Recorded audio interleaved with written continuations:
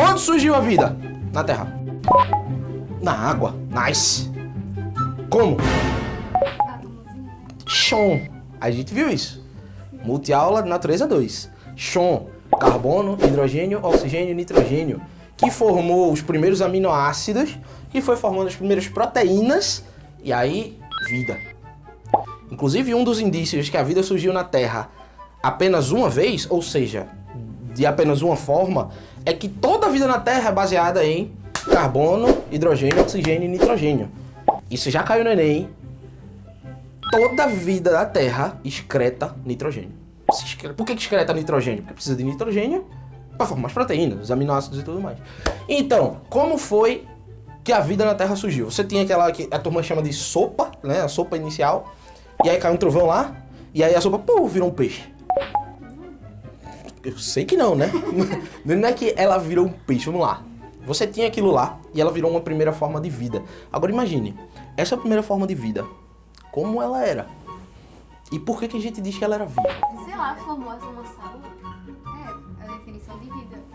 Não, se você escuta o Humanas Exatas, tá aí o Humanas Exatas, episódio 1, o podcast da gente. Não vou ficar me repetindo aqui porque tá tudo falado lá. E é realmente mesmo informativo. Esse é um podcast que vale a pena ouvir. Humanas Exatas, episódio 1, beleza? Fala muito bem sobre isso, sobre vida e tudo mais. A gente pegou aquele negocinho ali porque ele funciona, e chamou de vida porque ele funcionava sozinho. Era um coacervadozinho extremamente precário. Não dava nem pra dizer, chamar aquilo ali de célula. Não tinha núcleo, não tinha porra nenhuma, mas funcionava. Ele tinha metabolismo.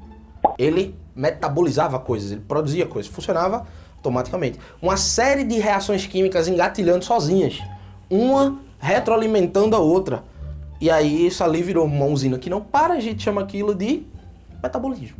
Esse foi o primeiro ser vivo. Como é que saiu daquilo, especiação, pra isso? Que não é grande coisa, mas é muito mais que um coacervado.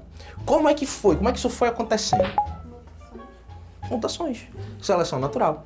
Vai ter uma multiaula mais pra frente que a gente vai falar de tudo, de todos os reinos, de todos os filos e tudo mais, mas hoje a gente vai falar somente do filo Chordata. Pega todas as classes filo Chordata, começando dos peixes.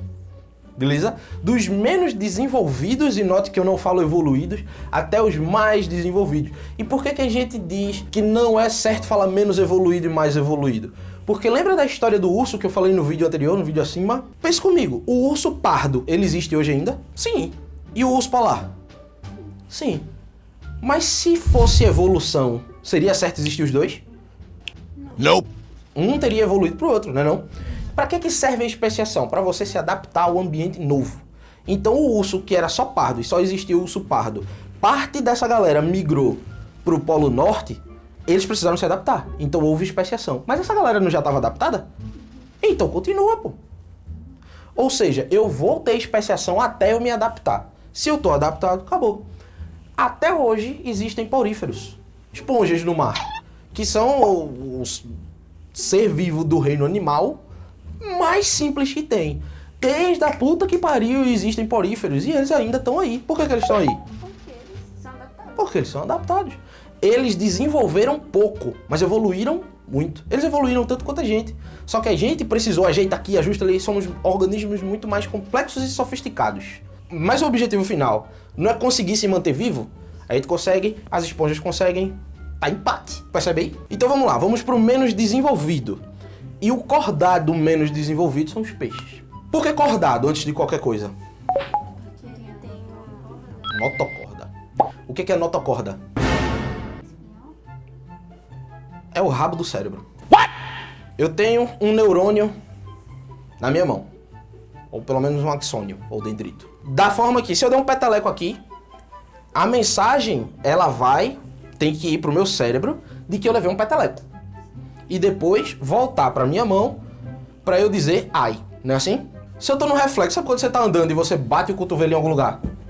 O que é que você faz primeiro? Primeiro você tira o cotovelo e depois grita ai. Segunda opção, primeiro você grita ai e depois tira o cotovelo. Terceira opção, ao mesmo tempo. Ai. Não. Primeiro você tira o cotovelo e depois você grita ai. Esse é o conceito de reflexo. E isso é uma vantagem de quem tem notocorda. Se eu não tivesse notocorda, seria ao mesmo tempo. Porque a mensagem da batida no meu cotovelo chegaria no meu cérebro, e aí, quando chega no meu cérebro, o estímulo para minha boca e para o meu cotovelo sai ao mesmo tempo. O estímulo para o cotovelo para eu tirar e o estímulo para minha boca para eu falar ai. Só que eu tenho notocorda, e notocorda é o rabo do cérebro. É aquilo que sai da sua cabeça, vai na coluna, por dentro da coluna, na medula da coluna. Medula é miolo, é dentro. Da mesma forma que córtex é capa, é fora, certo? Vai pela sua medula até mais ou menos... Como é que chama? Em cima da bunda. E isso é vantagem em quê? Porque quando a mensagem sai do meu cotovelo, e é uma mensagem de perigo, de dor, ela não precisa chegar no meu cérebro para voltar pro cotovelo.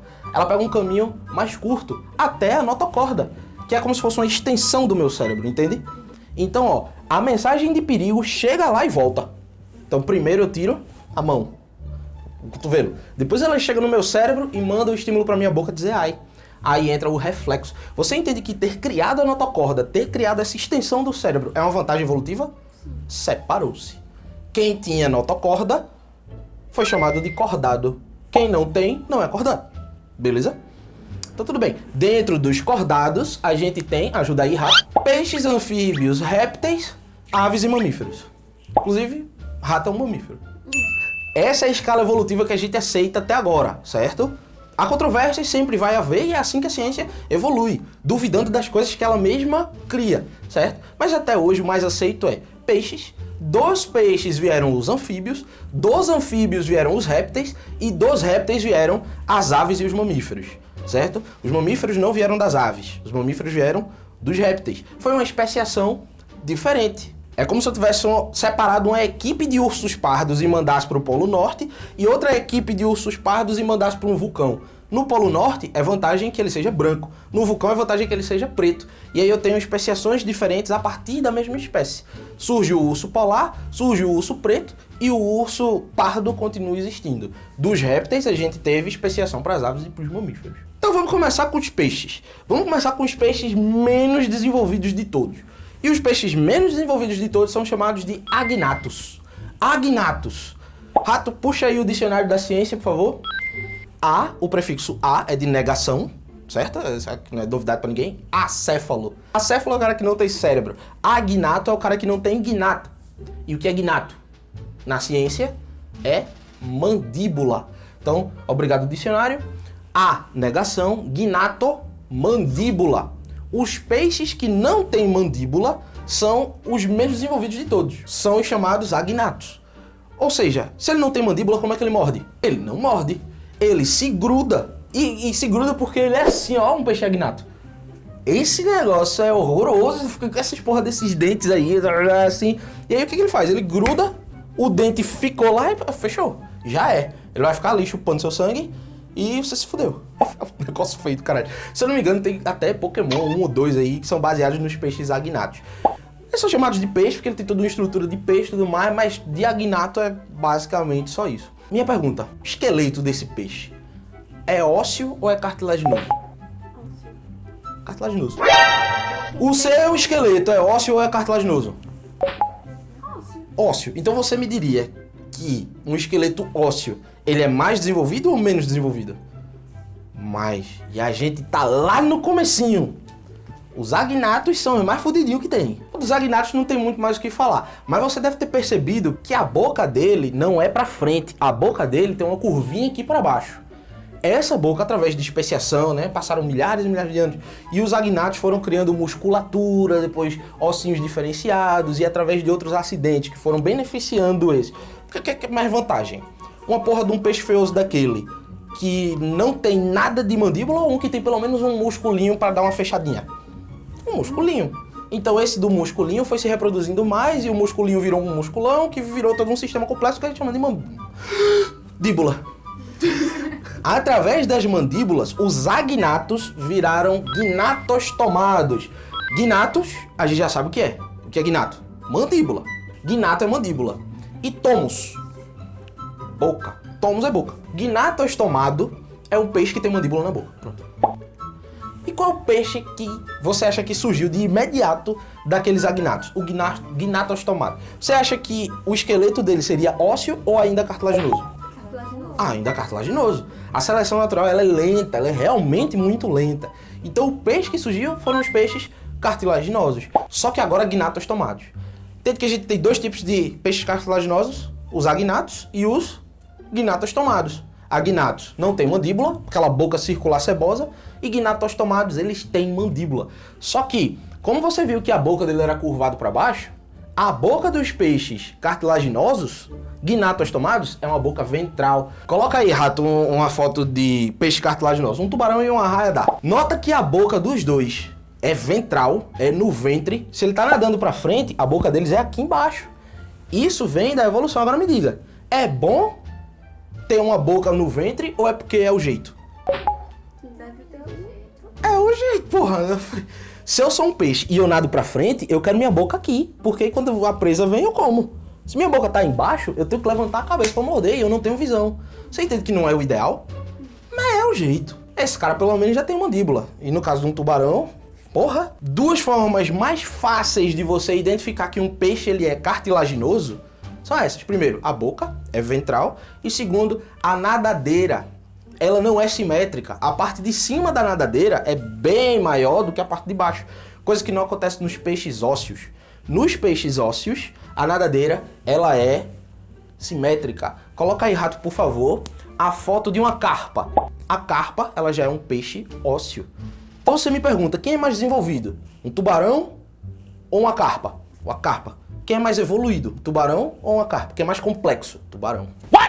Eu disse a você, a ideia da seleção natural é simplesmente sobreviver. O tubarão sobrevive? Sim. Sobrevive. E uma carpa sobrevive? Carpa é aquele peixe que todo mundo tatua. A carpa, ela sobrevive também. E o tubarão também. Então, evolutivamente, os dois estão empatados. A carpa está mais desenvolvida porque ela tem um esqueleto mais resistente. Mas o tubarão tem sistemas extremamente complexos. O faro do tubarão, que eu não sei nem se dá pra chamar de faro, porque é dentro d'água, mas enfim, é uma máquina de matar. Você entende que o fato de você estar um pouco atrás na escala evolutiva não faz de você menos do que alguém que está na frente? Só com a carpa e um tubarão num tanque. A carpa, ela já tem um esqueleto ósseo. Ela já é um peixe ósseo. Nota aí na foto da carpa que a nadadeira dela é simétrica e a boca dela não é mais ventral.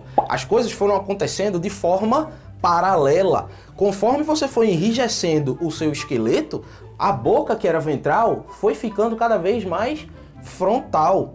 Por quê? Imagine que um peixinho James, um bom nome para um peixe, James Maurício. James Maurício era um peixinho que tinha boca ventral. James Maurício teve 10 mil filhotes. Tá bom, né, para um peixe. James Maurício Jr. nasceu com um acidente genético, que a boca ventral dele nasceu um pouquinho mais para cima. Isso é uma vantagem evolutiva ou uma desvantagem evolutiva? Vantagem. Uma vantagem. Então, James Maurício Jr. viveu mais do que os irmãos dele. E os filhos de James Maurício Jr. nasceram com a boca pelo menos igual a dele. Talvez mais para baixo, mas esse morreu mais rápido. E o James Maurício Neto nasceu com a boca ainda mais para frente. Isso aí é claro que eu tô pulando alguns milhares de anos. Mas você entende que isso vai acontecendo através de acidente em acidente. A boca foi ficando cada vez mais frontal e os peixes ósseos têm a boca frontal, o que é uma vantagem evolutiva. Se ele nada para frente, aí tá aqui o camarãozinho, olha só, não precisa fazer isso. Então os peixes ósseos, eles têm mais vantagem porque eles têm um esqueleto mais duro, mais resistente e porque a boca dele é frontal. Tá certo, tá bom, tá ótimo. Mas dentro dos peixes cartilaginosos, lembra que tinha dois tipos? Agnatos e gnatostomados. Dentro dos peixes ósseos também tem dois tipos. E que assim, quando a gente diz dois tipos, é tipo escolher A ou B, mas não, é porque tipo, um foi desenvolvendo pro outro, que desenvolveu pro ósseo, que desenvolveu pro outro tipo de ósseo. Desenvolveu. E os dois tipos são os actinopterídeos e os sarcopterídeos. Rato! Traz aí o dicionário da ciência, Rato. Actina é uma proteína fininha. Actina. Então você lembra dela no músculo? Você tem actina e miosina. Uma que é grossa e uma que é fina. A que é fina é a actina. Tinha um professor que falava assim, se é fina é actina. Mas aí eu confundi, né? Porque eu podia dizer, se é fina é miosina. Aí não foi porra nenhuma. Até que veio outro professor que disse que é tipo o espirro de mãe. Que faz assim, actina, que é fininho. Não funcionou. Então actina é fino. E na ciência, tudo que é act é fino. Por isso que o nome da proteína fina é actina. E o actinopterígio, chega lá. E sarco, na ciência, quer dizer carne. Onde é que a gente encontra a actina e a miosina? No sarcômero. Se você não sabe o que eu tô falando, dá um Ctrl T, dá pausa no vídeo, Ctrl T, abre outra aba, digita lá sarcômero, você vai entender a actina e a miosina com uma foto. Pelo menos o básico, não vai entender o assunto todo, mas vai entender o básico para saber do que eu tô falando aqui. Dentro do sarcômero, que é a unidade de carne, de músculo, você tem a actina e a miosina. Dentro da gente. Mas voltando pro dicionário da ciência, sarco é carne e act é fino. E ptero? Ptero é preenchimento, eu vou fazer uma tradução aqui contextualizada, tá? Não é exatamente isso que se traduz, mas ptero é como se fosse o preenchimento de um vazio através de uma pele ou pano ou tecido. Pterodáctilo, que é o que vem logo em mente. Dáctilo é dedo. E ptero é aquilo que fica entre os dedos de um pterodáctilo, aquela camada. No caso de um peixe, tá vendo que um actinopterígio, bota aí, actinopterígio, você tem aqueles espinhos fininhos. E entre os espinhos fininhos você tem uma pelezinha, actinopterígios. Ptere, actino. Entendeu? Que é um actinopterígio. E sarcopterígio. Sarco, na carne. Um sarcopterígio é esse bicho aí.